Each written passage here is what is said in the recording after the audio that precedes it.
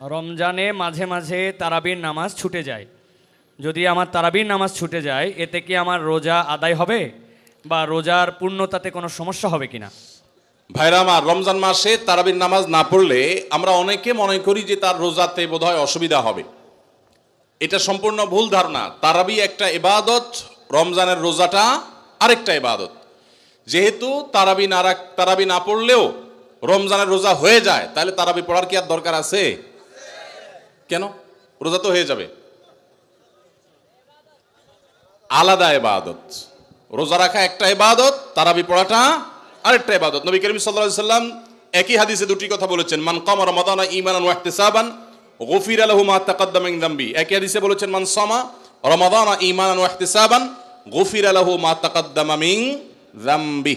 যে ব্যক্তি ঈমান এবং ইখলাসের সাথে রমজানের রোজা রাখবে, আল্লাহ তার পূর্বের গুনাহ মাফ করবেন। যে তারাবি পড়বে তারও পূর্বের গুনাহ মাফ করবেন ইনশাআল্লাহ। এজন্য ভাইরা, তারাবির নামাজ পড়তে হবে। এটা সুন্নাহ, গুরুত্বপূর্ণ সুন্নাহ, সাধারণ সুন্নাহ না। নবী সাল্লাল্লাহু আলাইহি সাল্লাম ছাড়েন নাই, সাহাবীরা ছাড়েন নাই। কোনো ওযর ছাড়া তারাবি ছাড়া যাবে না।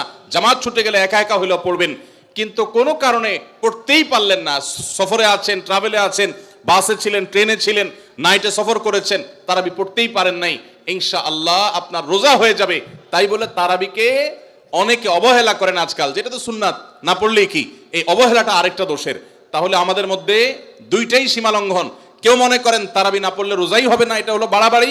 আবার অনেকে মনে করেন তারাবি না পড়লেই বাকি, এটা হলো ছাড়াছাড়ি। এই বাড়াবাড়ি এবং ছাড়াছাড়ির মধ্যে আমাদের থাকতে হবে। আল্লাহ আমাদের তৌফিক দান করুন। সাহারি ও ইফতারের কোনো দোয়া আছে কি? এটি কি বাংলায় পড়া যাবে? ইফতারের আমরা দোয়ার কথা জানি ভাই। ইফতারের একটা কমন দোয়ার কথা আমরা জানি, আরেকটা দোয়া আছে আনকমন, যেটা আমরা জানি না। দুইটা দোয়া আমি বলছি। এক নম্বর হলো ইফতারের দোয়া, যেটা কমন আমরা জানি, সেটা হলো আল্লাহুম্মা লাকা সুমতু আলা রিজকিকা আফতারতু। এই দোয়ার অর্থ হলো, হে আল্লাহ, আপনার জন্য আমি সিয়াম সাধনা করেছি, রোজা রেখেছি, আর আপনার উদ্দেশ্যেই আমি ইফতার করেছি, অর্থাৎ আপনার নির্দেশের পালনার্থে আমি ইফতার করেছি। এই যে আল্লাহুম্মা লাকা সুমতু আলা রিজকিকা আফতারতু, এটা ইফতারের একটা দোয়া।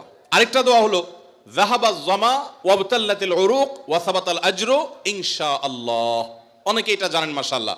যাহাবা যামা গেছে, ওয়াবতাল্লাতিল উরুক, আমার শিরা উপশিরাগুলো সব সিক্ত হয়ে গেছে, ওয়া সাবাতাল আজরু ইনশাআল্লাহ, এবং আল্লাহ চাহেন তো এই রোজার বিনিময় আমার জন্য অবধারিত হয়ে গেছে।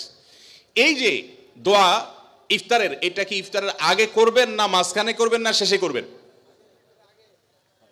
কি বলেন, ইফতারের আগে না শেষে? যারা যারা আগের পক্ষে তারা হাত তোলেন। মাশাআল্লাহ, বহু লোক। ভাইরা আমার, এই দোয়া ইফতারের পরে করবেন, আগে না। অনেকেই এই ভুলটা জানেন। অনেকে মনে করেন যে আগেই করতে হয়, আগে না। ইফতারের দোয়া কখন করবেন? ইফতারের শব্দের অর্থের দিকে খেয়াল করলে তো দেখতে পারেন, পিপাসা দূর হয়ে গেছে, শিরা উপশিরা সিক্ত হয়ে গেছে, এটা কি ইফতারের আগে হয় না পরে হয়? তাহলে আল্লাহুম্মা লাকা সুমতু আলা রিজকিকা আফতারতু, আল্লাহ তোমার জন্য রোজা রাখলাম, তোমার রিজিক দিয়ে ইফতার করলাম, এটা কি আগে না পরে? পরে। অতএব এটা ইফতারের পর। তাহলে ইফতারের শুরুতে কি পড়বেন? বিসমিল্লাহ। বিসমিল্লাহ বলে যে কোনো খাবার খান, ইফতারও খাবেন। ইফতার খেয়ে ফেলছেন, 2-4 লোকমা খেয়েছেন, একটু পানি খেজুর খেয়েছেন, তারপরে দোয়া পড়তে পারেন। আর চাইলে একদম শেষ করেও পড়তে পারেন। আর এটা নিজের ভাষায় পড়লেও হয়ে যাবে, কিন্তু সুন্নাত হবে, বেশি উত্তম হবে নবীজির ভাষায় পড়তে পারলে, সরাসরি আরবি টেক্সটটা পড়তে পারলে। আল্লাহ আমাদেরকে তৌফিক দান করুন। রোজার নিয়ত কোনটি বা কিভাবে করব? নিয়ত পড়া কি রোজা রাখার জন্য জরুরি? নিয়ত তো সমস্ত ইবাদতের জন্য জরুরি, কিন্তু নিয়ত করা জরুরি, নিয়ত বলা জরুরি না। নিয়ত করা এক জিনিস, আর নিয়ত বলা আরেক জিনিস। মুখে নিয়ত বলে আর অন্তরে নিয়ত করে, অন্তরে নিয়ত করে আর মুখে নিয়ত বলে। ইবাদতের মধ্যে নিয়ত করা ফরজ। রোজার জন্য নিয়ত ফরজ, নামাজের জন্য নিয়ত ফরজ, কিন্তু নিয়ত বলাটা ফরজ বা সুন্নত কোনোটাই না।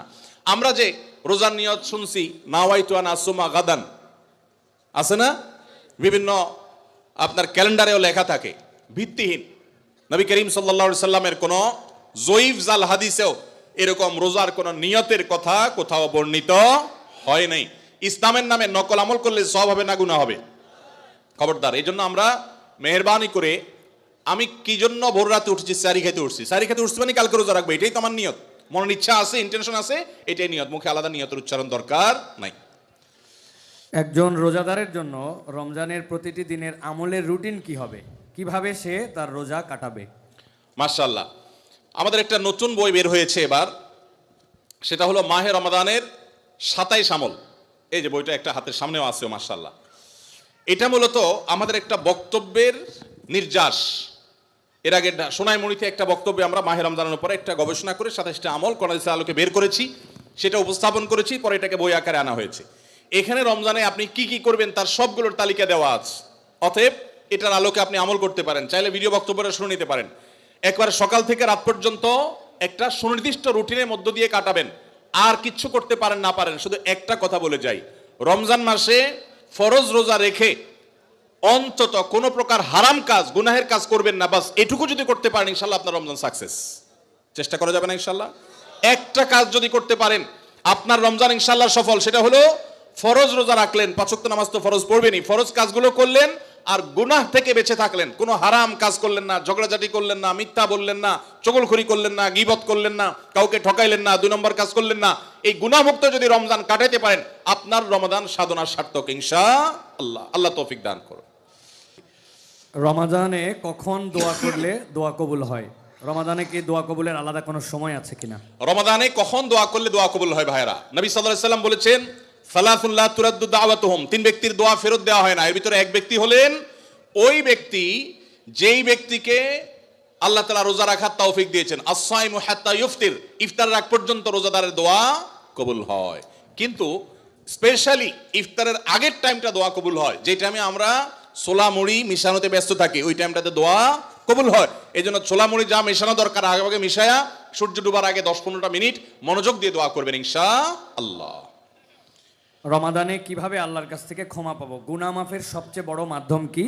কিভাবে ক্ষমা চাইলে সব মাফ হয়? মেহেরবানি করে জানাবেন। ভাইরা আমার, ক্ষমা চাওয়ার জন্য আল্লাহর কাছে অনুতপ্ত হতে হবে যে আল্লাহ যত গুনাহ করেছি আপনি মাফ করে দেন। তওবা করতে হবে, লজ্জিত হতে হবে, অনুতপ্ত হইতে হবে। এরপরে কায়মন বাক্যে অন্তর অন্তঃস্থল থেকে আল্লাহর কাছে দোয়া করতে হবে মাফ পাওয়ার জন্য। এবং বিশেষ করে সাহরির সময়, ভোর রাত, দোয়া কবুলের সময়গুলো বিশেষ করে দোয়া করে ক্ষমা চাইতে হবে, ক্ষমা নিতে হবে। ইফতারের আগ মুহূর্তটা এটা দোয়া কবুলের সময়, তবে সেই মুহূর্তটা বিশেষভাবে দোয়া কবুল করতে হবে। দোয়া কবুলের যে শর্তগুলো আছে, হালাল উপার্জন, কায়মন বাক্যে দোয়া করা, মনোযোগের সাথে দোয়া করা, চোখের পানি ফেলে দোয়া করা, সেগুলো করলে আশা করা যায় আল্লাহ তাআলা ক্ষমার দোয়াও কবুল করবেন। রমাদানে কখন দোয়া করলে দোয়া কবুল হয়? রমাদানে কি দোয়া কবুলের আলাদা কোনো সময় আছে কিনা? রমাদানে কখন দোয়া করলে দোয়া কবুল হয় ভাইরা? নবী সাল্লাল্লাহু আলাইহি সাল্লাম বলেছেন, সালাতুন লা তুরাদ্দু দাওয়াতুহুম, 3 ব্যক্তির দোয়া ফেরত দেওয়া হয় না। এর ভিতরে এক ব্যক্তি হলেন ওই ব্যক্তি যেই ব্যক্তিকে আল্লাহ তাআলা রোজা রাখার তৌফিক দিয়েছেন। আস-সাইমু হাত্তা ইফতির, ইফতার আগ পর্যন্ত রোজাদারের দোয়া কবুল হয়। কিন্তু স্পেশালি ইফতারের আগের টাইমটা দোয়া কবুল হয়, যে টাইমে আমরা ছোলা মুড়ি মিশানোতে ব্যস্ত থাকি, ওই টাইমটাতে দোয়া কবুল হয়। এই জন্য ছোলা মুড়ি যা মেশানো দরকার আগে আগে মিশায়া সূর্য ডুবার আগে 10-15টা মিনিট মনোযোগ দিয়ে দোয়া করবেন ইনশাআল্লাহ। রমাদানে কিভাবে আল্লাহর কাছ থেকে ক্ষমা পাবো? গুনাহ মাফের সবচেয়ে বড় মাধ্যম কি? কিভাবে ক্ষমা চাইলে সব মাফ হয়? মেহেরবানি করে জানাবেন। ভাইরা আমার, ক্ষমা চাওয়ার জন্য আল্লাহর কাছে অনুতপ্ত হতে হবে যে আল্লাহ যত গুনাহ করেছি আপনি মাফ করে দেন। তওবা করতে হবে, লজ্জিত হতে হবে, অনুতপ্ত হইতে হবে। এরপরে কায়মন বাক্যে অন্তর অন্তঃস্থল থেকে আল্লাহর কাছে দোয়া করতে হবে মাফ পাওয়ার জন্য। এবং বিশেষ করে সাহরির সময়, ভোর রাত, দোয়া কবুলের সময়গুলো বিশেষ করে দোয়া করে ক্ষমা চাইতে হবে, ক্ষমা নিতে হবে। ইফতারের আগ মুহূর্তটা এটা দোয়া কবুলের সময়, তবে সেই মুহূর্তটা বিশেষভাবে দোয়া কবুল করতে হবে। দোয়া কবুলের যে শর্তগুলো আছে, হালাল উপার্জন, কায়মন বাক্যে দোয়া করা, মনোযোগের সাথে দোয়া করা, চোখের পানি ফেলে দোয়া করা, সেগুলো করলে আশা করা যায় আল্লাহ তাআলা ক্ষমার দোয়াও কবুল করবেন।